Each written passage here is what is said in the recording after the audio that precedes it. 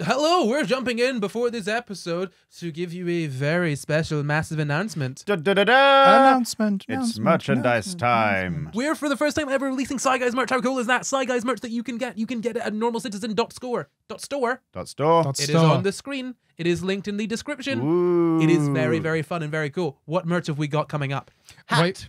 I was going to say beanie, but yeah, it's a hat. We've got a tardigrade beanie. We've got a tardigrade t-shirt. 2 different designs. They're similar, but very cool. Matching ones. I think you should get them both. We've also got what else? Calendars. A calendar. That is pretty darn cool. You get to see SCI GUYS every single day of the year. You get to plan us into your every single week. And also, last but not least, SCI GUYS pin badge. Dun dun dun dun. a SCI GUYS pin badge. That's Yeah. pretty darn cool. Dun, This dun, one dun, dun. is a very simple SCI GUYS logo pin badge. But that's not all. That's the very start of the pin badges. If you like these pin badges, you get all the pin badges. We might just release more. Dun dun dun dun. Collectible pin badges? I think so. Get down to the link in the description right this very second. Right now, immediately. Get them. And if you do it right this very second Right now, now. when this video Right comes now. out, you'll get a very special pre-order discount. And if you're a patron of ours, you'll get something even better. You'll get a patron discount on top of the pre-order discount. How cool is that? Whoa.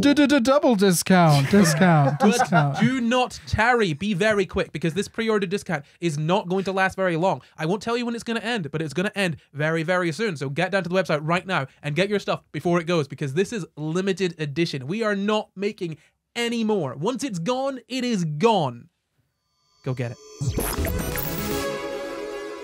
What are we starting with this week? We review. How We you know? review. How do you know that? Don't know. Intuition. Yeah, intuition. Luke said it. Yeah. Also, I said How'd it. you know?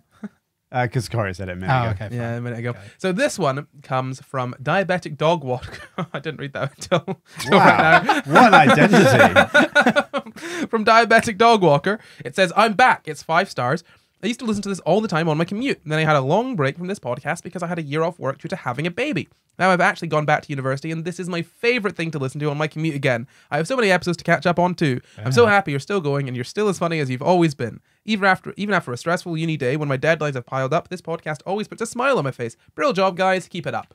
Yay. Yeah, you've got so much catching up to do. Wow, so much. That's nice, isn't it? We've done a lot in a year, haven't we? About 52 episodes. 52 episodes. To be precise. Congratulations on having an infant. Well done. And before we start the show, I do want to let everyone know you should probably join our Discord. It's quite nice, a little Discord over there where you can chat and do things and, you know, talk about this episode. Yeah. Yeah. Please do. Yeah, cool. So we start the show. No, Corey, we shan't start the show. You haven't asked a question. Goodness me, I have not asked a question. Let me ask a question now. Go on then. Please. How old were you when you had your first sexual sex? When you had sex? How old were you Sexual first had sex? People aren't going to share that in the comments on a Supposed to YouTube be Oh, video. they sexual. are. Oh, God. How old were you? And if you don't want to share it, just put a random number. Put your favorite number. Let people guess. What if which your one was favorite which. number is like a low number? And you let people guess. Oh. Let's start the show.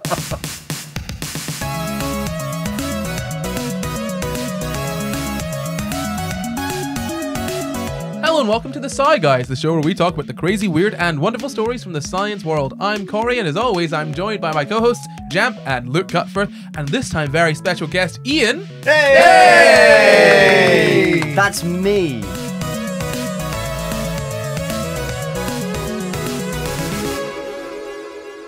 This week, we're talking about first times.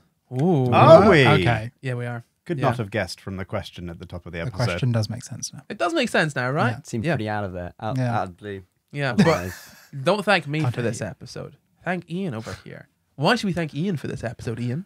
So, I wrote a paper during my master's degree, in health psychology, and the paper was on reflections of first same-sex sexual experiences among LGBT individuals, the preparation that they felt societally and educationally to allow them to access that in a healthy, safe, and also enjoyable way, and any barriers that people had to that experience. So, yeah, it's a very long paper, though, so if you want to read it, be my guest.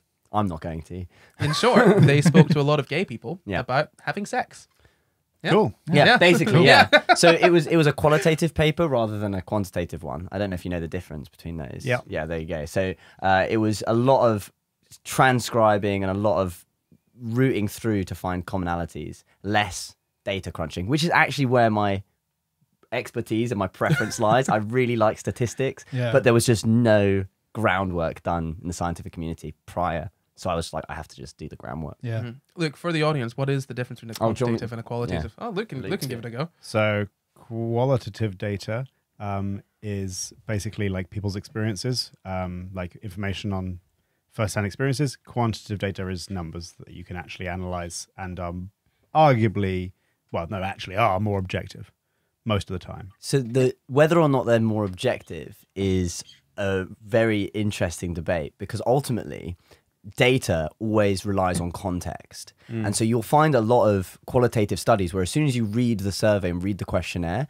and read the interpretations that have been made from those raw results, there's been a lot of human bias in there, and a lot of because to create especially in psychology, to create a questionnaire, to create a survey, you need to have a base theory, and that base theory is always dependent on what the researcher already believes, which is why it's the qualitative stuff is based more on subjective experiences, but because you get much richer data from that, it can be more accurate to what people actually experience. I think people find it easier to pull more objective data from quantitative research because you've got a lot of numbers and you can say, here are a lot of individual experiences based on this one variable. And obviously there's bias in all data, because we speak about that literally all the time.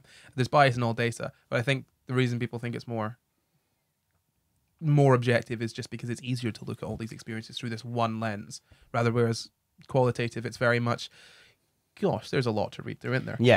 Would you be able to pull quantitative data from qualitative data? So there's types of, it's hard to say. So there's types of qualitative research methods. So in the same way that you've got different potential ways of doing quantitative data, you've got a bunch of different ways of doing qualitative ones, which vary on kind of what you're looking for and how you look for it. But there's one, I can't remember the name of it, but it's based on basically counting the number of occurrences. So if someone was looking at speech fillers in linguistics, you can count how many times someone says and that kind of thing. But because you have long interview structures, that's that's a really bad example, but that's an example of it. Just the example I was thinking was like, I don't know specifically, we'll find out what your paper was, but one of the things you hear about a lot with LGBT communities, we don't get like educated on any type of sex other than heterosexual sex, or at least I didn't at school as far as I remember. And so like you could pull the quantitative data of like whether somebody felt adequately prepared for their first time sexual experience out of qualitative data of like an interview about their first experience. So you could have a little checkbox and say, okay, this person didn't feel like they got any education at all surrounding LGBT sexual health, and you could do a little checkbox exercise like that. But ultimately, the issue is when it comes to qualitative data, because you're doing such rich data, you only have a participant pool that's much smaller, unless you have a huge research team. So I had 17 participants, which is a big study for qualitative.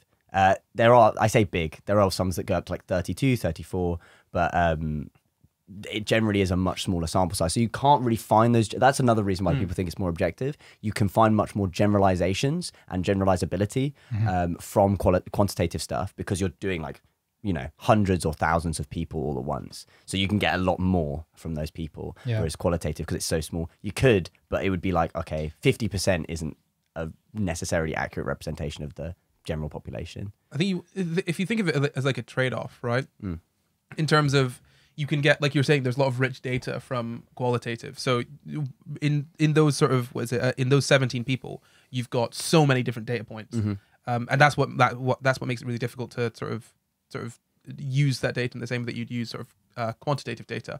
But if you've got a quantitative paper, you could basically be getting like maybe 4 or 5 bits of data from them, but from like hundreds. So it's a trade-off, right? Which always it's a way to think about it. Yeah, there you go. Should we get to the actual study? Yes, now we've done the methodology section. Let's go. No, so the sort of aim of it. I mean, I've got the aim. The actual aim. I've literally got the aim that you've got written here. Yeah. We could go through that, or do you want to give a? I can give a brief overview of what the give point a brief was. overview, and I will test you. And if you get it wrong, I can't recite it by rote if that's what you're asking me to do. No. Just give it over. So the point was, I was looking to do research into the LGBT community, and there's a lot of pre-existing research on the context and experiential outcomes, which is how someone experienced after, into heterosexual sex. And by that I mean specifically male and female as predicated by the traditional gender binary, having sex with each other, and I don't know if this counts as swearing. It's just science. Penile vaginal sex. Yeah. And so That's totally fine. when it comes to that, I get nervous because it's like, oh, some people have different beliefs and stuff. But anyway, so that's pretty much the entire data pool, and there is lots of data into that because ultimately the field of sexual health was always derived from initially stopping premarital sex, or the dangers of it, then to preventing SDIs, preventing unwanted pregnancies. But now it's moving into a more holistic field. There is just no real data onto the first time on LGBT same-sex sexual experience, same-sex / gender, I would say. And so what we wanted to do is we wanted to create that research pool. There is a couple, I found like 2 papers into LGBT first same-sex experiences. One was from a long while ago and it didn't feel representative. It felt very biased. And the other one was entirely quantitative. And the issue with that is I felt they were modeling LGBT experiences on the heterosexual norm. And so ultimately you're going to be missing a lot of stuff rather than going into that exploratory thing first. So we wanted to explore the various aspects of this in order to create that base to then find models or kind of ways of thinking about first times among the LGBT community. Yeah. That's not even a brief overview. It's very, very dense overview. When you're talking about like thinking about first time, is it about like, what is it about? Like, So is it that's about how you the feel question. about it later on down the line? Okay, so it's I've got literally some of the questions that you asked. Yeah. If you want to go. yeah, we can. Yeah. So ultimately, one major thing was it's how you felt, if you felt prepared going into it, how you felt you were able to engage during it, and how you feel about it looking back, or if it had any ramifications afterwards. So there's this point in first sex research called affective outcomes, effective responses rather. So affective with an A, meaning emotional or kind of, and the affect is a general umbrella term for anything, emotions, moods, impulses. So you've got someone's affect, that's where we get the word affectionate from. So affective responses, if someone has a negative affective response to their first sex, their later sex will be less healthy. They would have a less healthy relationship with it, and it's a good baseline to understand if someone will need to put work in to overcome any kind of barriers to engaging sex in the future. And so effective outcome is like immediately afterwards, if you have a negative response, guilt, shame, regret, any of these things, that can then impact your later sexual health. And so you look at societally, there is a lot of pressure on LGBT people to conform to heteronormativity, which then might induce a larger array of shame or guilt or something after that experience. And so we're looking at seeing if there is that there, but also looking back. So if you felt looking back that situation was a safe one or a healthy one, because in the moment it's a little bit harder to judge. Obviously all our participants were between the ages of 18 and 25. So they were all 26. Yeah. Sorry, 18 and 26. Oh, God. I'm already failing. I'll leave. So they were all reflecting on something that for some of them happened a couple of years ago, for some of them happened quite a while ago. So it's a little bit of memory differences. But ultimately, yeah, it's about looking back. How did you feel about it looking back now? So those are the general questions and some demographic stuff as well, obviously. Right. So why don't we talk about the design of the study then? Okay. Yeah. So you already said that the participants were between 18. Well, you were looking for participants between 18 and 26. I mean, obviously, in reality, I think the youngest was sort of what, 19? Yeah, the youngest was 19. The eldest was 24. Yeah. I think. Yeah, I had 2 24-year-olds. Yeah, I've got the list right here. Yeah. Yeah. I love the power of the actual information in Well, front of me. actually, I've got it here. Yeah, we did this with Jamie Yeah. 2 weeks ago. Jamie wrote his PhD thesis a while ago, and I had it all sitting in front of me. And we had Beland the week before that, I think, as well, who had written those papers many years ago, and I had the data sitting in front of me. Felt very powerful. But so the participants, you had you were looking for people between the ages of 18 and 26. Do you want to explain why you were looking for Yeah, specifically that age so range? ultimately, we had to limit how many people we had, and we picked that age group because we felt that they were going to be the most reflective of what is kind of currently going on in the education system that wouldn't require extra consent from parents to participate. But also we wanted a little bit of gap from when it happened, so you could be a little bit more objective about it and not in that moment. But we didn't go much further because ultimately we needed a limit on the type of people we were talking to. So we had this kind of general, these people might have experienced roughly the same thing in school, roughly the same thing societally during this period. So that's why we picked that age range. Yeah, and it's interesting though as well, because this 18 to 26, that means that none of them really would have been affected, other than the first years of school. None of them would have been affected by Section 28, which is really, and I think it would be really interesting to do this because I think just 2019, they brought in, there's now mandatory LGBT sex education in schools. So Oh, great. the it's Okay. already very dubious. So the issue with that law is if you actually look at the legislation, it says, but it is up to the school to determine what that looks like, which ultimately has been the case for a very long time, because that's been the case for a very long time. Because when Section 28 got repealed in 2001, until 2019, there was no guidance other than, yeah, you probably should, but ultimately they weren't affected directly by Section 28. Teachers could talk freely about it, but after 2001, the majority of kids just didn't get anything because teachers are overburdened anyway, and so they aren't going to be able to. For some of the sex ed that I experienced was awful. So The closest I got to LGBT sex ed was draw the stereotypical image of a lesbian and a gay person onto this teddy bear. That Sorry, was what? Sorry, what? Draw it on a teddy bear. Oh, sorry. I should point out that at this point I was about between the ages of 13 and 15. Yeah. I was not a child. They asked us to draw, on a printout of a teddy bear, draw what a gay person would look like and what a lesbian would look like.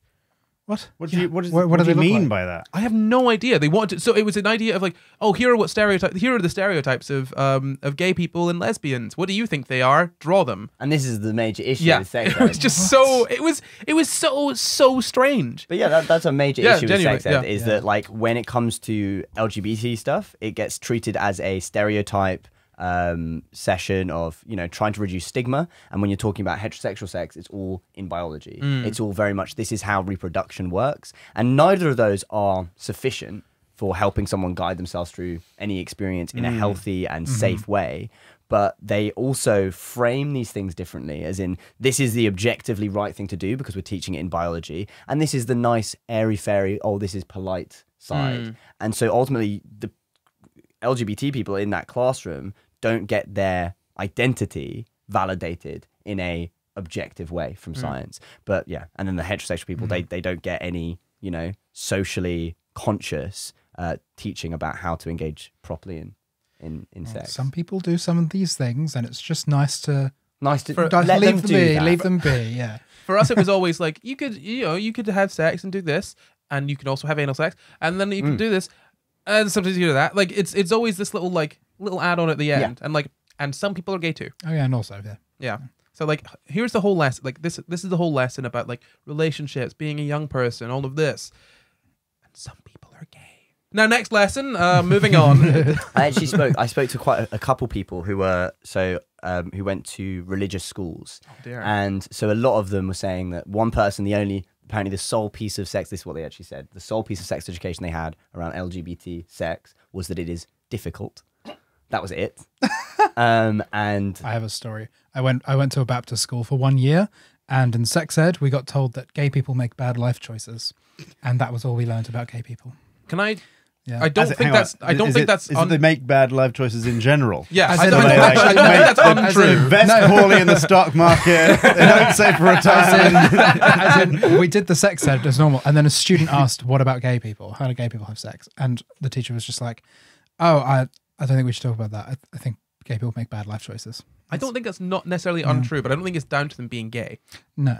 Some gay people will make bad choices. I think a lot. Some straight people will make bad choices. Yeah, absolutely. Everyone, anything in between of those things. Some of them will make bad choices. I think gay people make bad choices. I think that's perfectly true. Not all of them, though. Not all of them. I think it's just a think we comment need on to- the human condition more than anything. We need to be very clear. Gay make people are bad- people too, okay? They can make bad choices just as much as everyone Oh, else. fallible. Yeah. Yeah. Yeah. People are fallible. Yeah. Some of them are gay. Well, when we Unrelated. That on a t-shirt. Some people are, all people are fallible. Some people are gay. That's brilliant. Anyway, new merch drop. Oh my god, I actually want that. Can we get that? Like, all people are fallible, only some of them are gay. You do the math. And it's just like, so That'd be confusing. a great t-shirt. Let's do it. Let's do it. Merch drop coming soon. Oh my I think lord. That's my favourite quote of mine ever. That's beautiful. Well, I'm going home. That's interview done. That's in my mind. Is that actually, that's the conclusion of That's the your study, isn't conclusion. it? That's what we wrote down. Yeah. Spoiler alert. Yeah, no, so it You was did read it. so no, it's interesting that, you know, it's always nice to see when you're reading a paper and it's like, oh, we did this for that, and have someone on and explain Yeah. why. It's cool. So how did you find people for So this? it was a lot of what we call snowball sampling. So it was you find one person through kind of word of mouth or through social media or anything like that, and then they then let you know someone that they know. And the benefit of that is it allows you to access a large group of people because you can get vouched for, especially when someone's talking about LGBT identity and someone's personal, quite sometimes sensitive experiences. You having that person to say this is a safe environment, you can talk about that kind of thing, is really helpful. But there's also the drawback of if you're only going based on the people that person has known, they're likely to have similar experiences. So it's less random, but it's easier to get those people, especially when you're talking about that kind of thing. And you don't have that anonymity. You're going to such depth. You need someone to go, yeah, they're cool. Don't worry about it. Yeah, and I think, have we said this? You did all the interviewing as well. I did all of the interviewing. Yeah. So you've got all of this inside your head. Everything. I actually have like quotes that just run through my head on a daily really? basis. Yeah. Wow. All of it's up here. I've picked some out, but so we've got just before we get to the actual sort of questions and move into the sort of actual bulk of the study. And I say the real bulk of the study. There is a real bulk. There's a real bulk. Study. The results of this are pages and pages long. goodness. Like you can scroll for days. So I think you had was it about 7 men and 10 women, and one of the Yeah. women was trans. Yeah. Yeah. Fair. There we go. Just for anyone wondering, that's how the 17 is made up. And some gay people, some bisexual, pansexual. I think a couple lesbians, 3 lesbians, 3 lesbians. 3 yeah, lesbians. Yeah. There we go. Yeah. I mean, all of this is going to be linked in the description, so you can all check it out if you want to have a look at it. And I would definitely recommend because it's a good read. It's interesting. Yeah. Thank you. Very good. Yeah. It's Except nice. the title. The title is very dull. I like the title. It's very long and clunky, but I think that a lot of qualitative studies, they'll pick up their favorite quote and make that the title. It's very catchy and cool, and it's like you were saying I hate earlier. that. I hate clickbait. So clickbait title for a YouTube video, you know, that's fun and exciting, cool. Clickbait title for an article, like a scientific paper. No, just tell me, like a scientific paper. The title should tell me everything I need to know about the rest of the paper. If it's like this sort of like if it could be the title of like a BBC article or something on like BuzzFeed. No, What's the title then? the title is Exploring Reflections, Motivations, and Experiential Outcomes of First Same-Sex/Gender Sexual Experiences Among Lesbian, Gay, Bisexual, and Other Sexual Minority Individuals. That's a great title. Gets to a the great point. title. Yeah, exactly. It's Wonderful. concise. It's one of my biggest insecurities of my life. Is I that think title? that's the best title I've ever Oh, heard. nice. That's but if I was doing some research for SCI Guys and I was reading a study, that's exactly the kind of title I expect to find, not like a news article. That's true. Yeah. It's because it is really frustrating when you're trying to find sort of papers and there's a title that looks really flashy and you read it and it's just very dry data Yeah. that doesn't really match the title. It's just there's one small part that that matches it. I can't think of an example off the top of my head, but you know, it's like Super Mouse, the mouse that is Superman, and it's like you read. like- I want to read that paper. Examining How the dry that outcomes is. of injecting steroids into Yeah, mice. exactly. It's just like really, it's so frustrating having to wade through all that. So I very much do appreciate a concise title that tells me exactly what I need to know. Well, a really good advantage of that. During that same year, I did a kind of brief qualitative synthesis, which is basically, so do you know what a systematic review is?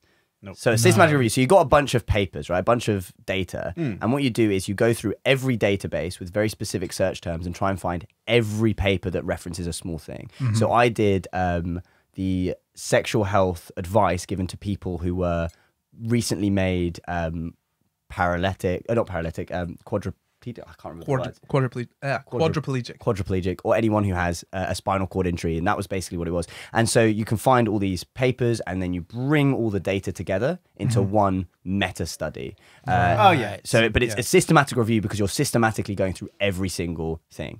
Might have been paraplegic. Paraplegic. Well, it's both. It's quadriplegic and paraplegic. So, the advantage of that is you get even more data, bigger study. But with qualitative synthesis, it's much the same. And so I wanted to make it as easy to find as possible. So, because I remember doing that, and some of the papers you're like, is this going to be relevant? And then you scroll and you're like, okay, no, this isn't relevant. I have to go to the next one. If it's right there in front of you, you're like, okay, that is relevant or isn't. Yeah. And if more people do studies like this, then they can do a qualitative synthesis, and it makes it more objective and more like grounded, which is what I want ultimately. Yeah. You said that you keep saying this, but I think this is a really good. We'll get into it, but I think this is a really good. You've laid really good groundwork for sort of future study, which is really interesting. Now we just need them to do the future study. It's really interesting because this is almost a sort of tie-in to the last episode with Jamie. Well, not the last, the week before last, because not to mention Jamie again. Sorry, but okay. Jamie also did a sort of basically a sort of groundbreaking, the first sort of study in that area about sort of LGBT people, which is really interesting. I'm glad that we're able to sort of platform these studies. And if there's anyone young and queer listening, you can do science. You should do more. You should go and do science. it. Study these things. Do it. There we go. So we kind of went over the questions already, but do we want to go over that again, or like in a little bit more depth, or are you kind of happy with what the sort of questions asked were? So would you like me to get into it? Well, I mean, I'd love to know how many questions are there? Are there loads? So there are basically a bunch of kind of main questions from which I just spiraled off depending on what the person said. So you have a lot of in the actual sheet that has all my questions on it, you have a lot of like what makes you feel that way and how does that, but the main questions were like how did you meet your partner? Actually, I think one of the first ones was, can you define what first sex is for you? How did you meet your partner, and why, and all this kind of stuff. Were you drinking? Did you use contraceptive? If not, why? And there were some other ones like, how did you feel prepared to go into it? Did you know what you were doing? What did you have in your past that allowed you to be prepared for it if you were? And then how do you feel about it looking back? Those kind of questions. Yeah. Nice. So I think you've got it broken down here as meeting first partner, context of first sex, and then reflection. Yeah. And then the end. And then which is just, thank you. Well, it says, is there anything else you'd like to talk about? Yeah, there is. Anything else? And someone must have spoken for a while because the interviews ranged from 29 to 58 minutes. Wow. Yeah. Wow. Yeah. Yeah. How long were they? Like, so I think it says on average they were 37 minutes. Yeah. So there was a couple that were very short, but the majority of them were between, I'd say, 30 and 40 minutes. Okay. That's good. That's a long chat. And then I had to transcribe the entire thing. Oh, all of them myself, dear me. and do all the coding myself as well. So that's fun. Dear me. Horrible. Sounds like a lot of fun. Yeah, How long did it take? I decided I really wanted to start as early as possible, so basically a year. But how long did the interviews took? After I got them rolling, a few months, I would say, and then actually transcribing and going through it all, that was another kind of few months. Yeah. And then writing it up and all this kind of stuff. Fair enough. I mean, good work. So, why don't we hop on into the results? Go. I think we've got time to do that, right? Yeah, we got time. You got time to do the results? Yeah, definitely. Let's go. I mean, I'll probably take a What few day? days. I think Take a few there's days. There's a lot of results. Yeah. So I mean, I've got a summary here of kind of like what your results are. Do you want to give a summary of that before we hop into the more sort of specifics? Of Yeah. So the general findings were, especially among women who have sex with women, defining first sex was incredibly difficult for them, and that had a lot of issues relating to the ability to validate your own identity and feeling unable to. So a couple of them were feeling like you're only queer or you're only LGBT if you have had the experiences, and if you can't define those experiences, it's almost like you haven't had them. Yeah. And for some of them, they were saying that they were constantly asked what it even is to have sex with a woman, all this kind of stuff. For men, it was very much along the lines of kind of penetration, But there was also some talk of like affective, so emotional ways of knowing, oh, that felt more passionate or more intense or something like this. Can I just ask? Yeah. What is the general consensus on first time when it's a woman having sex with a woman? Because I wouldn't know how to define that in a way that wouldn't change the definition for other people. Yeah, so that's the issue, is ultimately we're basing on a framework that is based around heterosexual sex, which is penetrative. So I think that there are some studies that say the general consensus is oral sex with women is the kind of goal, but then I think there's a lot more critical health psychology that's saying ultimately there shouldn't be a standard definition because that excludes things like oral sex, which has connotations and it also has ramifications in regards to sexual health, or it excludes digital hand stuff and that kind of thing. And when you start isolating it, it can be good for research, but it can also be quite reductive and exclusionary. Can I just, when you say digital, you mean with fingers as in the digits, not digits. just not for, Side for anyone listening or watching, not webcam sex, not online sex, digit as in digital. But it also excludes stuff like that, like absolutely, stuff like that. Which is that sex? Is that not? Who knows? That's what I think is really interesting to me. That's what's really interesting to me. I was thinking about this earlier, actually, that the whole concept of virginity is kind of messed up. I don't care. I don't find it interesting if someone is a virgin. I find it interesting that they've not had sex. Does that make sense? As in, if someone is like, and you're meaning sex as a different thing to the traditional heterosexual sex. Well, in any sort of sense. So if someone being a virgin and someone not having had sex, they kind of operate as different things to me. In that, if you've not had sex, that's just an experience that you've not had, which I find interesting. Like if someone said to me, "I've not had ice cream before," I'd be like, Yeah, that's interesting. Yeah. So like, I'd be like, "If you had sorbet," I'd be like, "No, I've never had sorbet," and I'm like, "That's very." What about like a very cold cream? Have you ever had that? They'd be like, "Yeah, I've had a cold cream." And I'd be like, "And you never wanted to try ice cream?" Just never. They're like, "I want to." What about froyo, right? Have you heard Exactly, right? Exactly. But if we had a word that was just like for someone that hadn't had ice cream, hasn't had ice cream, like someone being like a non-ice cream haver, like as a thing, them being that isn't as interesting. Them being that is not as interesting to me as them not just having experienced the thing. Yeah. Does that make sense? It's the experience or lack thereof that is more interesting to me rather than the sort of identity around the person. Yeah. I guess it's like in the old world, the concept of virginity creates itself the necessity for the concept of virginity. So if losing your virginity is built up as this big deal, when you've crossed that boundary, it is because you've made the crossing of the boundary, which only exists because you made it a big deal in the first exactly, place. Yeah. And sort of the introduction of sort of broader definition for virginity or for having had sex sort of makes that less of a hard line and more of a fuzzy line. Yeah. And it's more about an emotional transformation, like you've crossed into a different set of experiences that a human can have. Yeah. That aren't necessarily exclusively about penetrative sex. Yeah.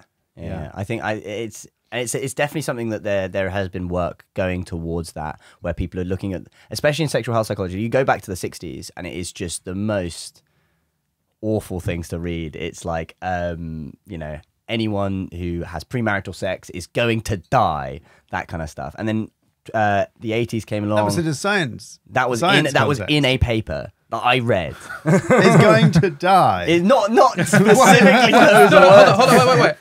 To be fair, not untrue. Sorry, That is the truth. They are going to die. It's just like some people make poor choices. Some of them are gay. Exactly. People who have premarital sex are going to die. So is everybody else.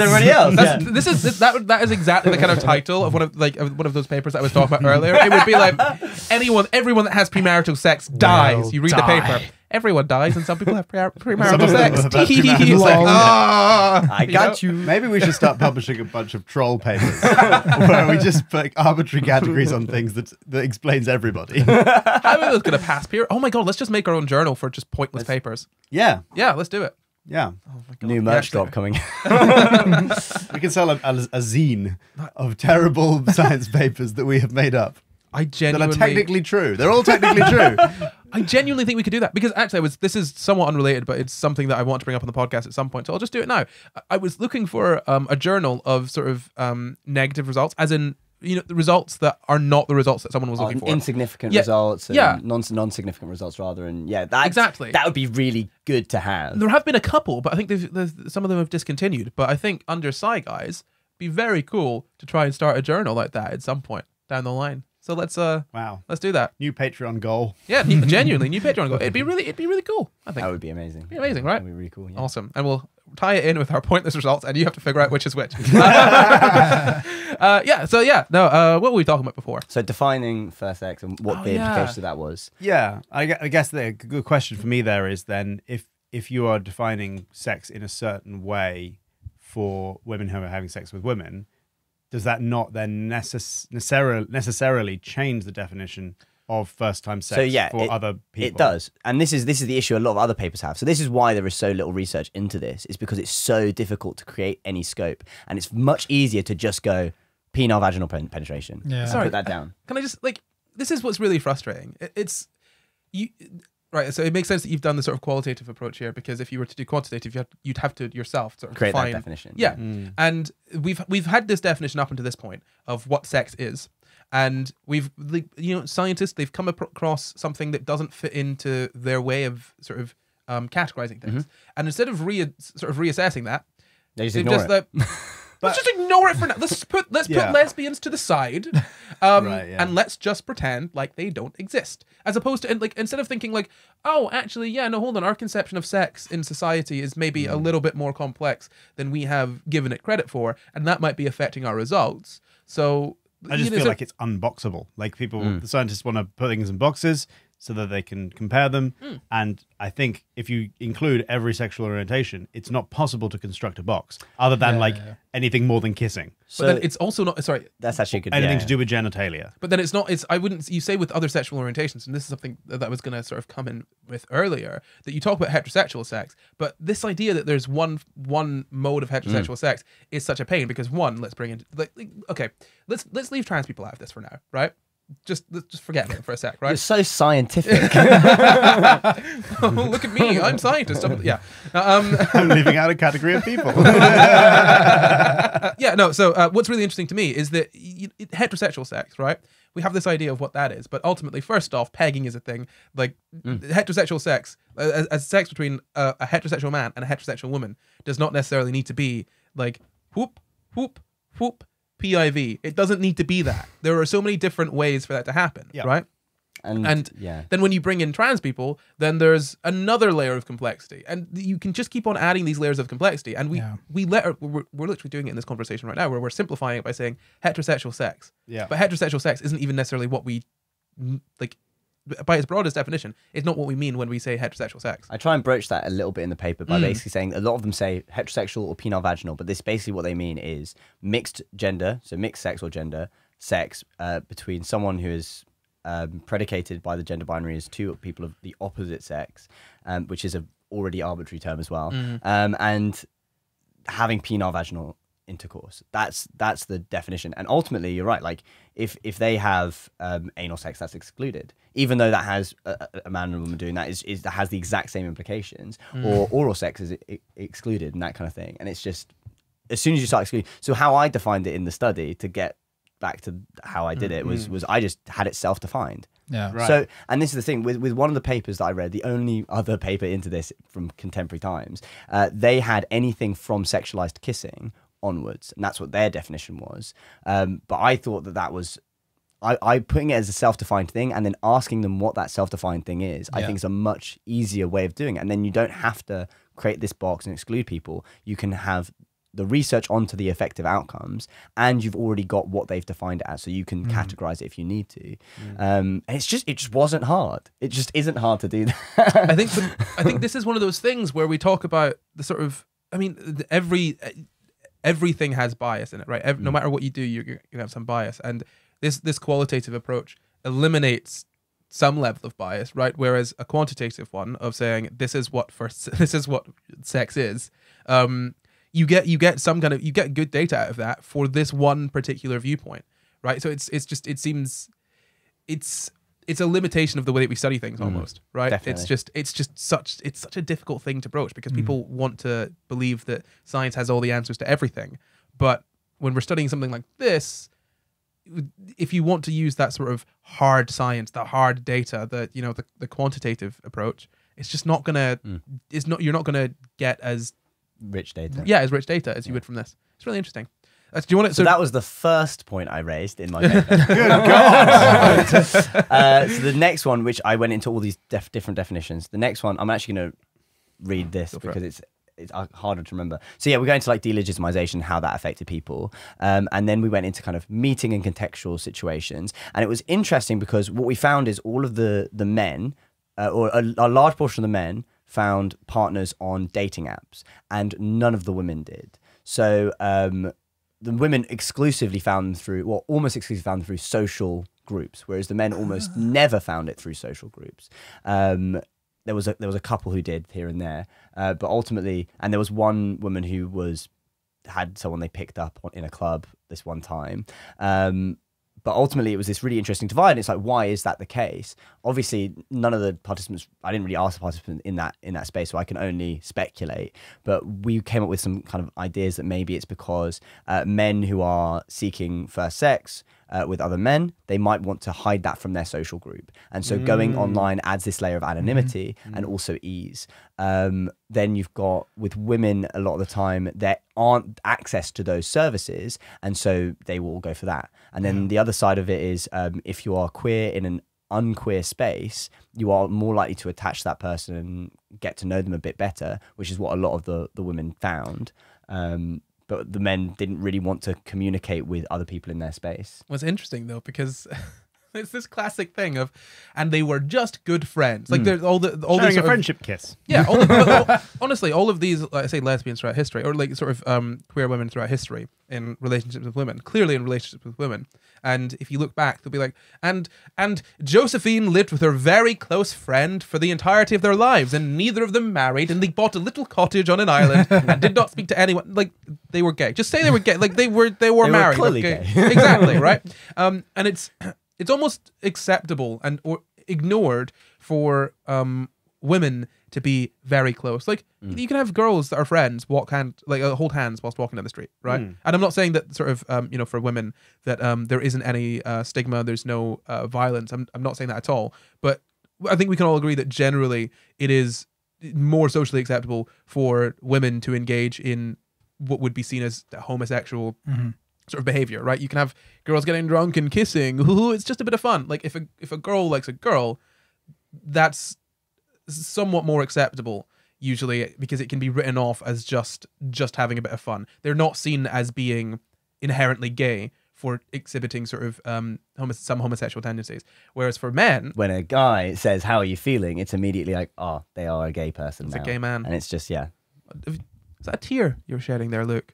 What? Is that a tear? That's a queer tear. You're gay. Sorry. You're gay, I'm afraid. you were so confused for a moment. Dear You're me. like, I don't know what's happening. Well, of course he was confused, but then he just found out right now that he's gay. I'm a gay man. It's Someone fine. tell your wife. Coming out. But yeah, like, I mean, like, This is an issue that some of the women found, is when they were in social groups, they didn't know whether someone was coming onto them, someone was approaching them. And so a lot of them were saying you don't know whether it's just in a friend way, because women can be quite close and friendly, or if it's in a I'm attracted to you way. And so that's why a lot of queer women were like, I don't know how to approach a woman in a club, because when it's a man, there's that option is kind of always floated around as available. But when it's a woman, you just don't know. And so that was the thing that a lot of them were saying, like, I'd like to know the person a lot better, get to know them as an individual, and then I can maybe have sex with them. That's also, I mean, there is also, I don't know how much this will come into it, but I did a bunch of research on sociosexuality for a story once that we were doing on SCI GUYS, and it was talking about that men are more likely to be sociosexual than women are more likely to be sociosexual. So do you want to explain what sociosexual? Sociosexuality is the propensity and interest to have sexual relationships with a variety of people in a casual way. And so if a woman's approaching a man in a club, then when you say the option's always sort of there, it's because on average, men are more likely to be sociosexual or towards the sociosexual end of the scale. And the average woman is more likely to be towards the less sociosexual end of the scale. And there's probably biological and social reasons for that.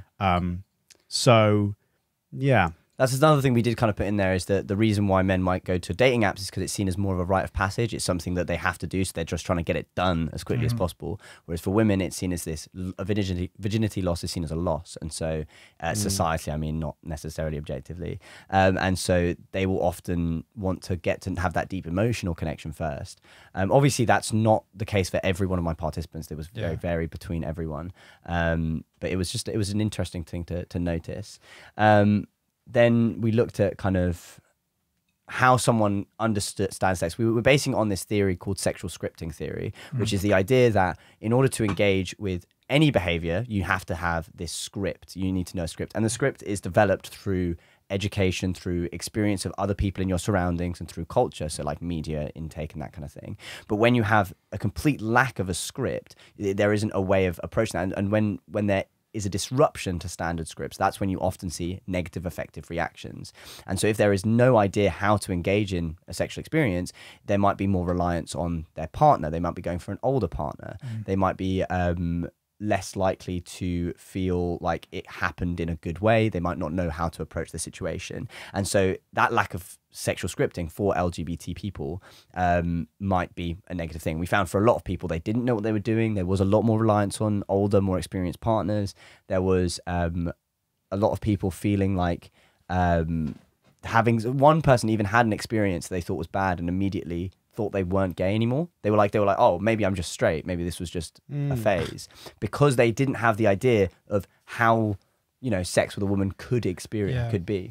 And then that came into what we then went into, which was education, media, and the internet, and all these kinds of things.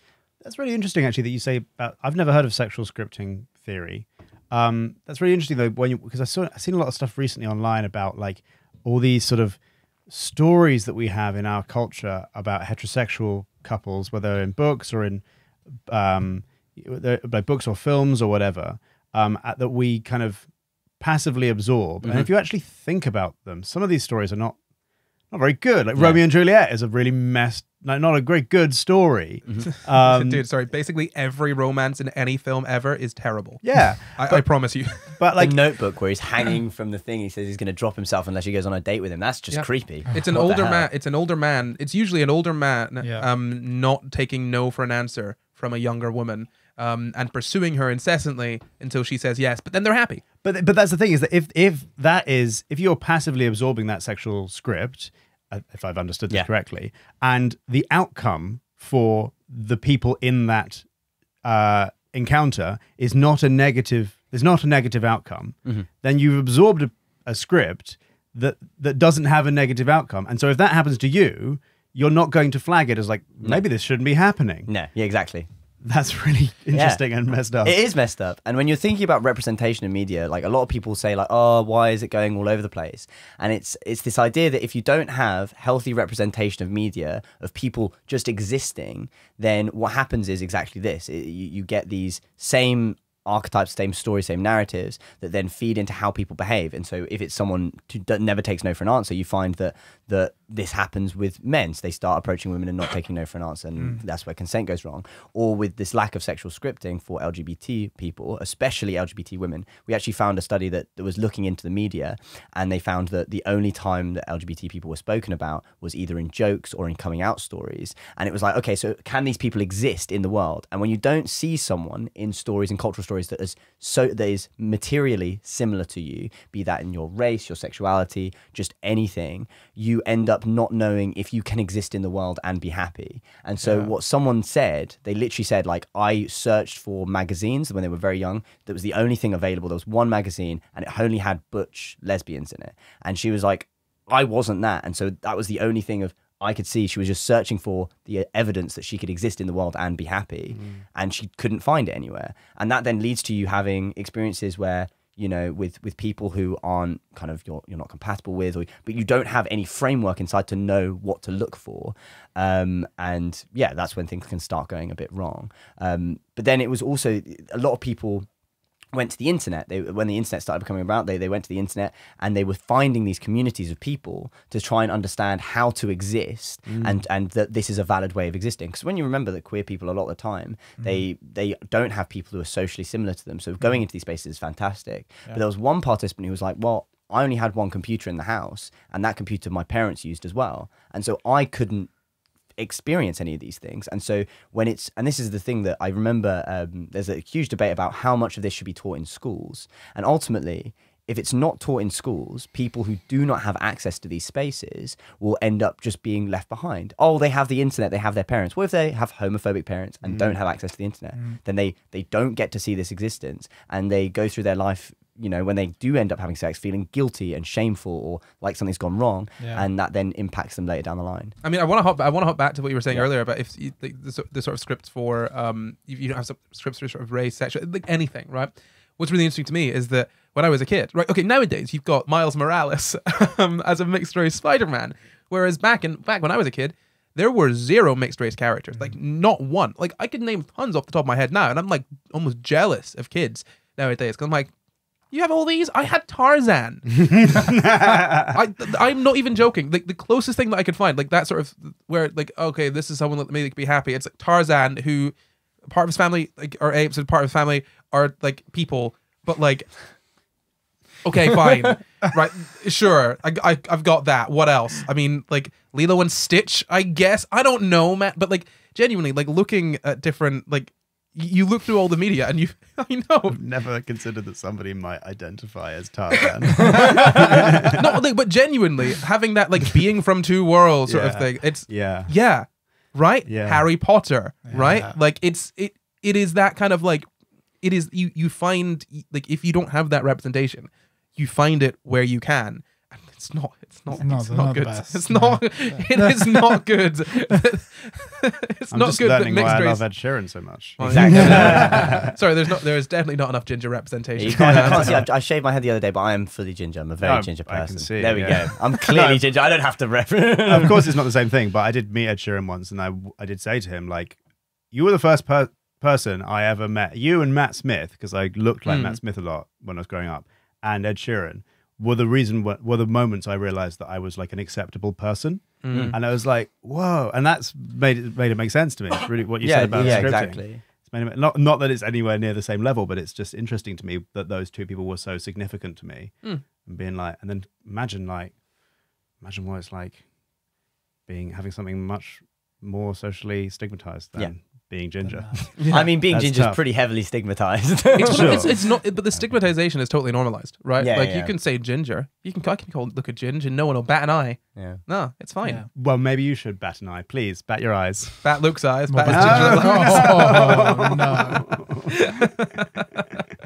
But it is interesting, right? That you will find that, and it will probably not be good. Like for example, it's probably not good that my the person that I looked up to as a mixed race person as a child was a cartoon white man. Yeah, that's probably a little bit like there's something wrong there. Something going wrong. The best I got, but it's just you and me, Tarzan. But even though it's like when we talk about the media, we've got Love, Simon, right? Which it's not great. Genuinely, and if you've got like a young gay kid watching that, Simon gets outed by his friends and then apologizes to them for making them out him. Yeah, like that is like no, sorry, he gets out. No, sorry, hold on. He gets outed to his friends and then apologizes to them for not telling them. Like his friends get mad at him for not telling them. Yeah, they get real mad. Like real, they stop talking to him. Yeah, and the whole thing at the end is he comes back and he's like, "I'm sorry, I should have been honest." And it's like, I should have come out to you. Yeah, it's like that's. No, you know what I mean? So, yeah, I would definitely agree that there needs to be better representation in media. Otherwise, you can have kids thinking like, I need to thing to do. Yeah, I owe it to my friends. And when you look at the media, especially for the thing is, I went into this study very kind of even, but it seems that for women who have sex with women, there's much less representation. There's much less education around a lot of things, especially when it comes to more practical things like using protection. There are things like dental dams and latex glove, all these things that are recommended because you can still pass STIs via oral sex and that kind of and digital sex. But what happens is one person was actually told about dental dams in school, but because there was no conversation about queer identities, she didn't know that was for lesbian sex. And so she was, or sex between two women. And so she was like, oh, she did not clock when she was thinking about it. Yeah. All of the women were like, oh yeah, no, I didn't use them because I didn't know they were available. I didn't know that was a thing that happened. Yeah. And some of them were like, okay, no, I would not use that anyway. But it's having the ability to know what there is and isn't available. Being able to make the choice. Make the right? choice, Yeah. right? I think it's really interesting actually because the whole sort of I think lesbians are really left behind on two fronts because one, this sort of like we don't speak about anything LGBT really, right? We're not we don't educate on that. But also two, we don't educate on how to pleasure women generally, in that aspect of sex. So it's you're basically being thrown to the wolves, which is really like it really sucks. Like you know, I mean, and obviously what you're saying was representation. Representation for lesbians in media is real bad. I think most of them die.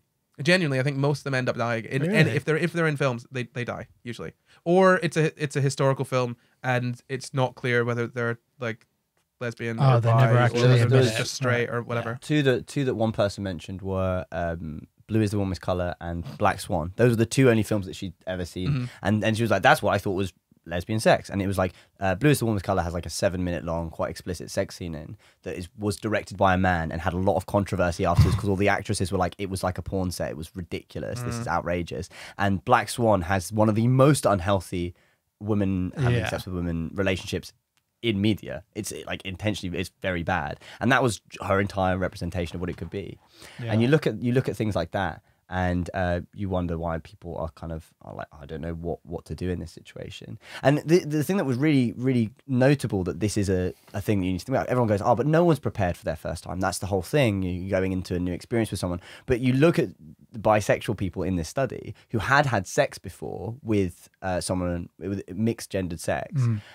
They then said, oh, it was like a completely different experience. I felt completely unprepared in a way that was never the same. It completely unprepared in a way that I never was for heterosexual sex. And it's just that, I mean, it's very clear that this is a thing that is affecting people in some way.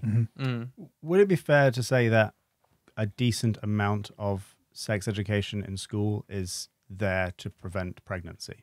Yes. Yeah. That's what a lot of the women were saying that the only women's sex ed they had was referencing pregnancy. And so that made them go, well, lesbians can't get pregnant, I can turn my ears off, which is what a lot of them said. But then turn my ears off. Yeah, they actively turned them off. No, I mean, I think the best way to prevent pregnancy is to teach people how to have good sex without because otherwise they're just going to be doing whatever, which kind of is going to lead to it's that whole sort of abstinence only sex education. It doesn't work. Kids are going to have sex, not kids, but teenagers are going to have sex. You just need to direct them. But if you harm reduction, that kind of exactly. thing, So you need to be like, sex can be good and fun.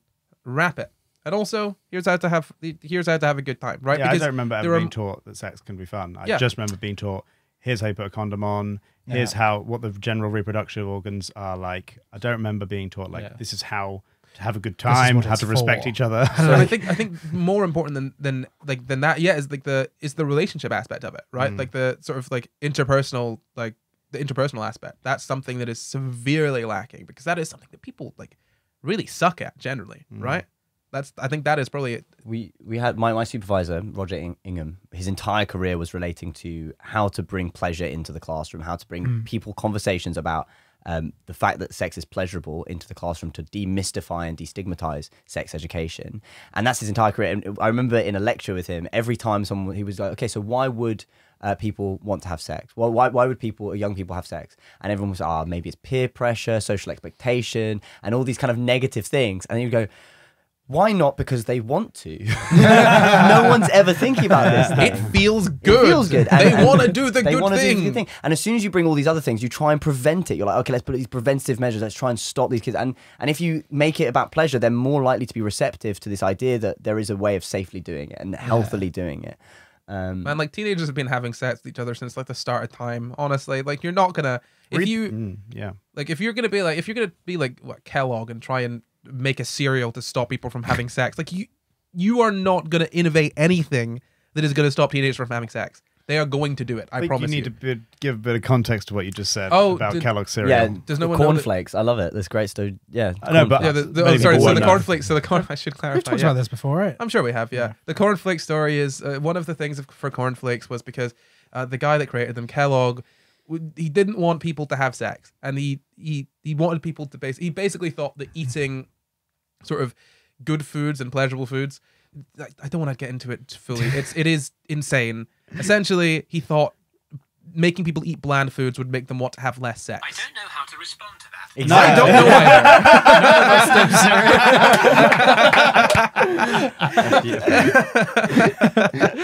either. Yeah, so cornflakes were made in order to stop people from wanting to have sex. Didn't work. clearly. Really? Well, I don't know. I'll tell you this. I've been I could eat a eating whole cornflakes for bowl of years. cornflakes. That'll give me the But have quick you been energy I having need. sex? No, not at all. It does work for me. But yeah, have you done a study on this? Have you tried eating anything other than cornflakes to see if there's another? no, I don't eat cornflakes anyway. Oh, okay. But that's, what would that be? It would be an autoethnographic study. That's what that would be called.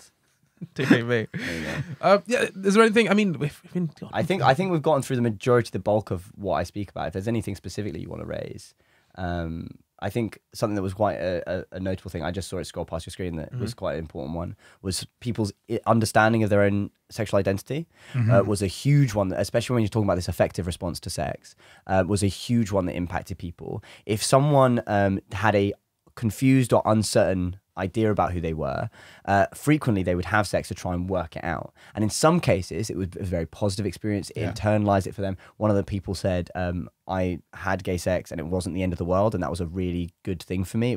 It allowed me to feel like I could be safe in this space and I could let myself be open to this. Yeah. But then for other people, they had negative experiences, and ultimately if it consolidates it on one side, it confused people a lot more on the other side. Like that one person who had a bad sexual experience and immediately felt like, oh, I'm not actually a lesbian, or another person who had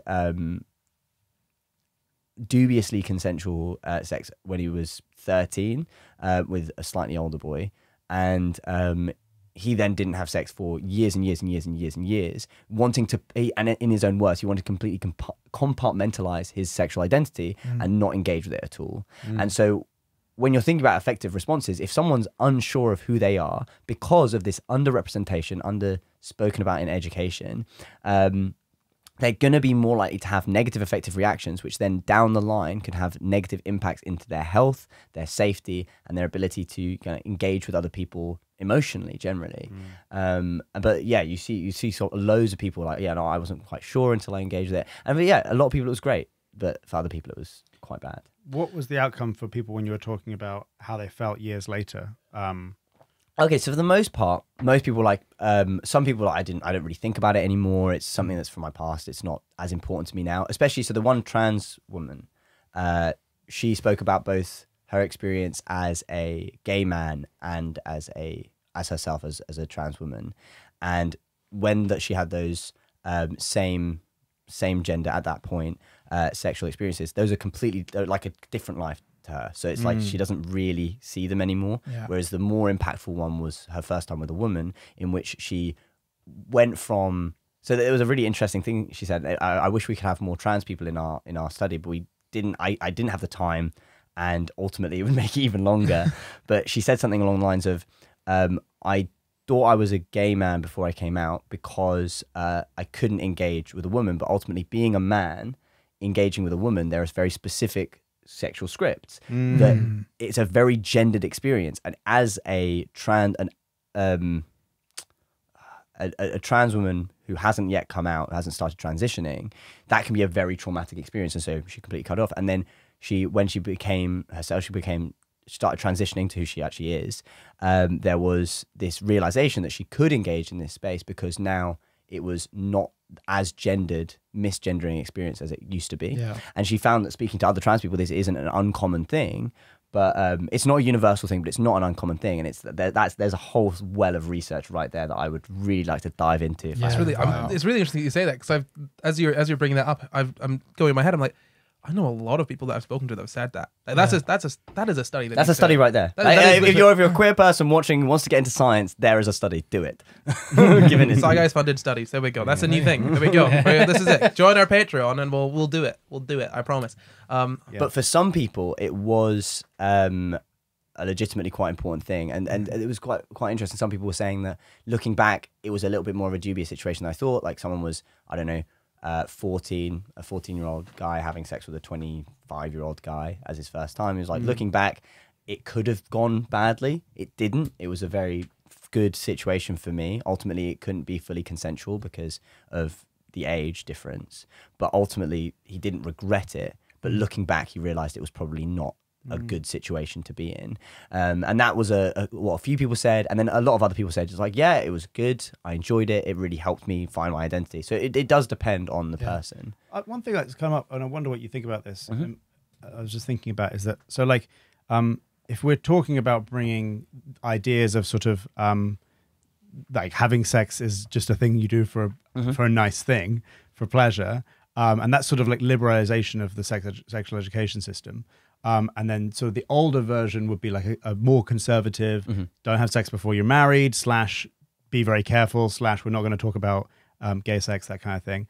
I suppose the one thing that comes up in my head, though, is that almost to the opposite, but of like sort of liberalization aspect would be, I think it would be really good to use sort of what your outcome of your study and previous things you'd read to impress ideally on people the importance of your first time being a positive experience. Because one thing I didn't understand, not specifically about sex, but in general, I have a clear understanding of a sort of lack of understanding in myself as I was growing up, was the long-term implications of experiences and how experiences can shape the way that you experience the world and shape your thinking years and years from now. And that's in part the importance of like parenting, is that you aren't necessarily processing 5 years in the future, 10 years in the future when you're 10, but they can do that for you.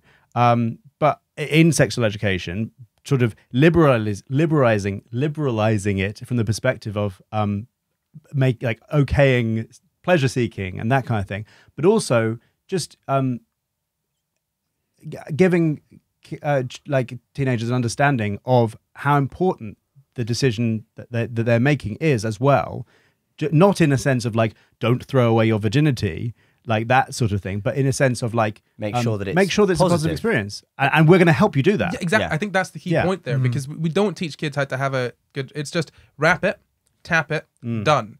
And so you've got like, I know a ton of people that I know like from school that their first time was they were drunk, they were at a party, or they just did it. Like it was never anything that was planned. It was often something that just kind of ended up happening. And it's just, if you teach people how to make that first time safe and comfortable for everyone, there is so much less pressure. Do you know what I mean? So you'd say don't put the pressure on them of saying, don't get it wrong, make sure you do it right, but actually just educate them, like, and they will, and the first time will be good. Yeah, here are the things that you need to bear in mind. Like if you teach consent, if you teach like how to actually care for each other, the fact that it's not just because like, I'm going to be honest, this idea that like a lot of teenage boys have, which is just stick it in, last for as long as you can, pull it out, you're done. Right? Sure. Like that is what a lot of teenage guys think sex is. That is going to lead to a bad time for both people, because the guy is going to be like, oh God, I got to last as long as possible. I got to last as long as possible. What if it's not good? And the girl's going to be like, this is good, but also, you know, let's do something maybe a little bit more focused on me. Like, neither person is going to be having a good time. And so the way that we're doing it now really sucks in terms of like, it's fine for safety, but in terms of pleasure and actually like making sure that like those teens have got like a good first experience, it's absolutely terrible. I think it reminds me of what you were saying of this field of psychology called positive psychology. And so basically for years and years and years and years, people have been looking at problem-focused situations in psychology, like how do we treat mental health problems? How do we get people who are having mental health problems to be better? And then there was this huge wave where someone was like, okay, but what about the people who aren't getting ill? How do we look at what they're doing and see if there's a way of preventing these mental health side effects happening? And so ultimately it's called positive psychology because it's focusing on the things that are good and trying to consolidate those in people. And so ultimately you're saying is, don't just go, this is so important, don't mess this up, this needs to be really, really important. It's exactly what you're saying. Ultimately, let's reintroduce this idea of, okay, let's make sure everyone is having the best time possible. Remember that it can be an impactful thing for you, so just make it good and have that as the baseline, rather than, you know, trying to prevent bad, trying to consolidate good. Yeah, because ultimately the realization that a first traumatic experience is going to have long-term negative effects is only helpful if you then try and make sure people don't have negative first-time experiences. Exactly, yeah. It's no good when it's already happened. It's baffling to me that we do have the sense of make your first time good, in terms of don't have sex until marriage or until you're really sure. But that's only make sure it's good, in that don't make the mistake of having sex with someone that you might regret. Like it just, it's so messed up. It is. It's so focused in the wrong direction. I mean, I think that's more or less the end. I think the one last thing I'd want to ask and bring up is the sort of terminology that you're using. And this is something we spoke about a couple of weeks ago on the podcast, about how the current terminology in a lot of papers is not really up to date with how we view sort of sex and gender. And I noticed that in the paper you were using sex/gender an awful lot. Do you want to like talk about like so this you was sort of something that terminology? me and my supervisor spoke about a lot. So both of them have been in the field for a very long time, one since like the 80s, like post-AIDS pandemic, so that's why he's kind of very pleasure focused, because it was a lot very sexual health focused at that point. And my other supervisor, she's been doing a lot of stuff about affective reactions and this kind of thing for a very long time. And basically, especially in the queer community, she does a lot of stuff in the queer community. And so we were like, okay, so what words can we use? Because it comes back to this definition thing again, to make it inclusive and correct for the longest period of time possible. So we said, first it was same-sex sexual experiences, because having that vagueness there, sexual experiences, allows for people to be more open about their ideas. Because one person, until that study, was like, I guess I did have sex with that woman, but didn't realize it until that moment, and having that opportunity to give that space was helpful. The reason we said then we moved to same-sex/gender, because having a trans person involved made us realize that, okay, maybe this sex idea isn't an accurate reflection overall. We kept it in because for some people it was more helpful to think about it in that way, for other people it wasn't. But it's this kind of vague, and I don't even know if it's same sex makes sense anymore. It might be same gender would be the across the board better thing to say, but then that also would exclude the trans woman's previous experiences before she transitioned. Yeah, I mean, it depends how you think about it, really. Yeah, like sure. Arguably, before she had kind of transitioned, she was performatively a man, and that's the performative gender idea that Judith Butler kind of pioneered, right? Then also where you are on your journey, whether you choose to get like which operations you choose to get, like let's say like functionally the sex at that point then becomes, you know what I mean? Like you could say, oh well, you know, speaking in terms of biological sex, this person is still biologically, but like we actually know that's not as exactly that's okay. yeah. Like okay, sure, if you're talking about maybe if you're defining biological sex based on their chromosomes and you've actually gone ahead and checked them, sure then. But like looking at their secondary sex characteristics and their primary sex characteristics, most of the primary sex characteristics as well. Like if someone has a vagina and just because they were like born male, you're gonna say in a paper, yes, this is you know, it's same sex. It just doesn't make sense. Yeah, and if you check their chromosomes, and a certain category, a certain group of people have the same chromosomes but have entirely different gender identities and entirely different sexual experiences, it's not a helpful predictor of anything. It's not. And this is kind of where it comes into the hair color. Like sexual experiences of people with brown hair.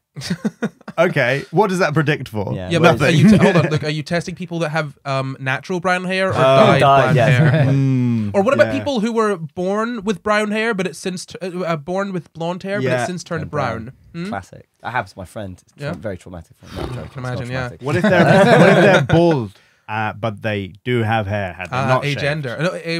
No, a hair. Agent hair. But yeah, so the hardest one actually was defining. So we had the problem earlier of heterosexual sex or penile vaginal sex, and the other thing when people had sex with people of the opposite gender or another gender in the past, it made that dubious as well. And so we were using opposite sex or opposite gender, but then we realized that then creates this dichotomy which ultimately doesn't exist. Like woman isn't the opposite of man. They're just two different gender identities, as well as, and there are other people as well who have gender identities that don't exist within that space. So we started going with mixed gender sex, mixed gender relationship with a other gender partner rather than opposite, which was one that my supervisor said, and it was like very helpful. But yeah, I think the terminology, we just were trying to get it as close to what was helpful and accurate as possible, rather than going for something that was clouded by societal frameworks of how it works. I think that's what's interesting there, because this is categorization. This is something we talk about often. That categorizations exist basically solely to be useful, right? Yeah. And we've had a whole conversation about what useful means. Obviously, they need to describe reality in some way. Obviously, you can't be like, well, it's useful for me to think of my TV as a cat, therefore my TV is like roughly relational to reality. We had a whole episode of After Dark about truth and that whole aspect. So if you want to know about this more in depth, because we don't have the time for it, go over to Patreon and listen to that episode of After Dark. I think it's number 3, 2 or 3. I think so, 3. 2 or 3. Well, listen to them all anyway. But the categories exist to be like sort of primarily to be useful, and people get very attached to them. And then when they stop being useful, they try and say, okay, well, the reality is just wrong because it doesn't fit the category. Instead of being like, well, this category just isn't useful anymore, so let's try and move to one that works better for our The most purposes. profound thing that I've ever been told was from a guy doing a statistics PhD, and he wasn't trying to be profound. He was just saying something that he thought was helpful, because I was doing a statistics project on hierarchical linear modeling. I just wanted to show off that I was smart. And so basically it's you nest variables inside other variables. It's very interesting and intricate. And he was doing his PhD on this type of modeling. And so I was basically asking a question about this baseline assumption of this model. And he went, okay, so there's this statistician called Box. It actually exists. I know, crazy. Didn't create the box plot. Completely different Box. So he said, all models are wrong, some are useful. And that stuck with me ever since as like a very profound, like existential phrase. But I think it explains it perfectly. It's like every model you use is going to be incorrect because it's going to be limited by how we perceive reality and limited by what is available. And so, but it's going to be useful to some degree, but it's about knowing where that limit is and being aware of that. Absolutely. Awesome. I think that's a great place to end. Don't you all? Yeah. Yeah, great. So why don't we move on to the quickfire quiz? Dun, dun, dun, dun. First time edition. Okay, now, Ian, I will explain the rules to you, and I'll explain them to everyone listening, and I'll explain them to you too as well, because you may have forgotten since last time. Now, I will ask one question. That is one question between the three of you. The first person to buzz in with the correct answer after I finished asking the question wins. What do they win, Jamp? Nothing. Gosh darn right. So, I will ask you. Luke, what is your buzzer? Ooh. Sorry, first time. Is that the whole buzzer? Oh. Jamp, what is your buzzer? Oh, mine was going to be very similar. I like that one. Good. Yeah, cool. Yeah, cool. Ian, what is your buzzer? I have no idea what to do. I'm being put on the spot here. Buzzer. That's quite a long buzzer, but I'll go for it. Cool. So the question for you three is, what was the age range for the study? Ooh. Luke, I think you came first. Did I? The age range for the study was hoped to be 18 to 26, but the actual participants were 19 to 24. Yeah, nailed it. Hell yeah. Whoa, wow. Extra point there for Luke. I know, That was double point. double than nothing. Double than That would have won Double otherwise. nothing. Not double or nothing. I have no Both nothing. double. No. An absence of nothing. Is that nothing? Who knows? Where can people find you, Ian? Me? Yeah. if they Find want me. to. I'm just about. You're about? I'm just about. What do you mean by that? In many ways. So Online, on the internet. I'm on the internet. I don't know. So I have a band, Bears and Trees. We released a debut studio album recently, and thank you very much. And so you can follow the band's social media. I'm not that present on social media, to be honest, very much. I might post an abstract joke to Twitter every so often, or a funny picture of bricks on my Instagram, but ultimately you're not going to get very good content. Bricks are very funny. They can. It was just a stack of breeze blocks in the middle of the street, so I decided to take a picture of it and write a review as if it was an installation. It was great. But yeah, you might get some fun from that, but ultimately, yeah. Bears in Trees is probably your best bet to know what I'm actually doing. Yeah. At one point, I don't know what I'm doing. Bears in Trees does. Yeah, Bears and Trees. Check out Bears and Trees. And their new album. Yes. It's called "And Everybody Else Smiled Back," and it goes through topics of emotional and sexual trauma as well in one of the song, and also recovery through connection, friendship, and building each other up building each other up. And you'll find a link to that in the description. There you go. Before we go, we'd like to say a very special thank you to all of our patrons and you. And thank you for watching. You can find the full references in the description. Subscribe to new episodes every Sunday. And why not leave us a nice wee comment? You can support the pod on patreon.com/SCI Guys, or you can find and contact us on Facebook, Instagram, Twitter, YouTube, and TikTok, and join our Discord at SCI Guys. And you can send us an email at sciguyspod@gmail.com. That's sciguyspod@gmail.com. SciGuysPod. Ooh. At gmail.com. You can follow me at Luke Cutforth everywhere. Oh, you can follow me at Champion everywhere. You can follow me at NotCar everywhere. Oh, You can follow me wherever you like. In the street. Bye. Oh. Hang on. Goodbye. goodbye. Bye. It's your first time doing the outro. I don't like this. I feel dirty.